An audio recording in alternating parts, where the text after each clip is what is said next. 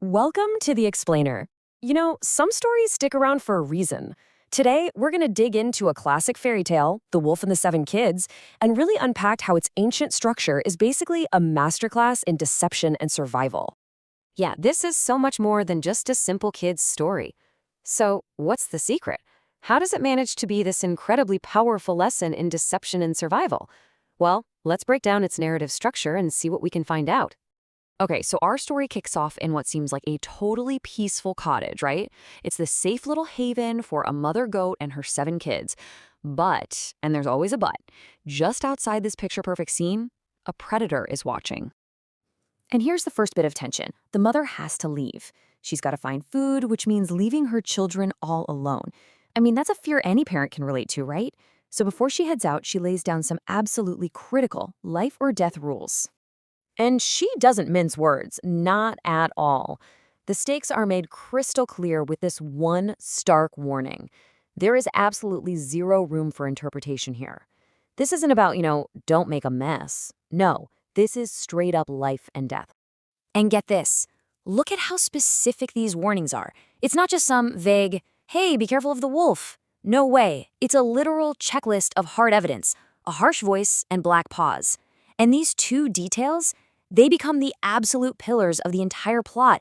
They're the very things the wolf has to systematically dismantle to win. So, of course, the second the mother is gone, the wolf shows up. He puts the children to the test almost immediately. But you know what? His first attempt is kind of clumsy. It's a total failure, really. It's like a beta test for the much more sinister plan that's coming.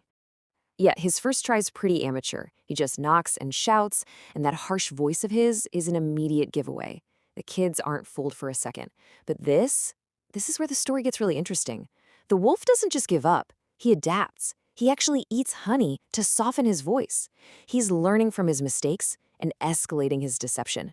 It's brilliant in a terrifying way. Okay, so for his next attempt, the voice is perfect. It's soft and gentle, just like their mother's.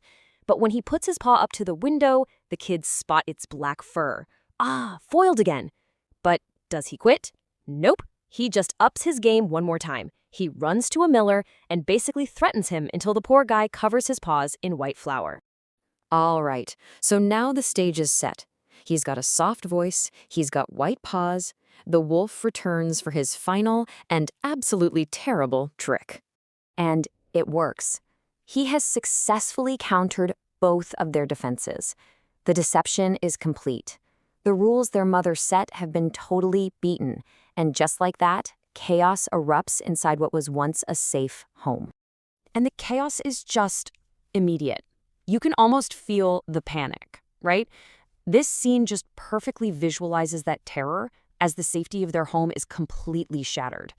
Each one of these hiding places, it's a desperate, futile little flicker of hope against the absolute horror they've just let inside. So let's just remember where we started. 7 children, all safe and sound at home. And now, the wolf, in this terrifying rampage, finds and devours 6 of them, swallowed whole. Which means only one survives. And it's so fitting, isn't it? The youngest child is saved by hiding inside a grandfather clock. It's almost a symbol of time itself, maybe suggesting that this story, this warning, it's going to live on. So the mother goat comes home to a scene of just absolute horror. Can you even imagine? But her grief, as overwhelming as it is, very quickly turns into a determined, calculated plan for rescue. And then she sees it, the crucial discovery. Something is moving inside the sleeping wolf's stomach. Her children were swallowed whole, sure, but they're still alive. And in that one instant, grief just turns to pure resolve. A daring, brilliant rescue plan is born. And check out her plan. This methodical approach is just a masterstroke of cold, calculated revenge and rescue. This isn't some frantic, panicked attack. Oh no, it's a precise, almost surgical operation. And it's designed to do 2 things: save her children and punish the wolf in the most fitting way you could possibly imagine. Okay, now for the final act. This is where the wolf finally meets his fate, and the story delivers its ultimate satisfying lesson.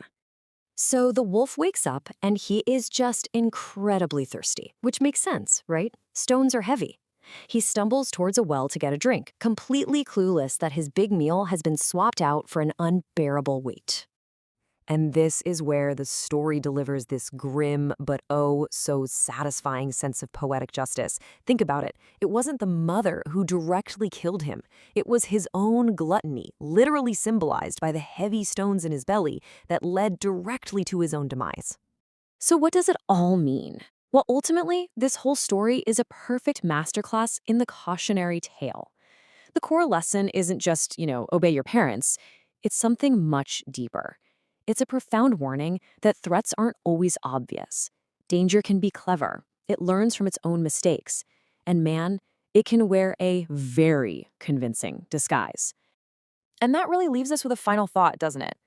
In our modern world of digital disguises and online deception, a world where a soft voice could be a fake profile and a white paw could be a phishing link, well, this ancient warning feels more relevant than it ever has.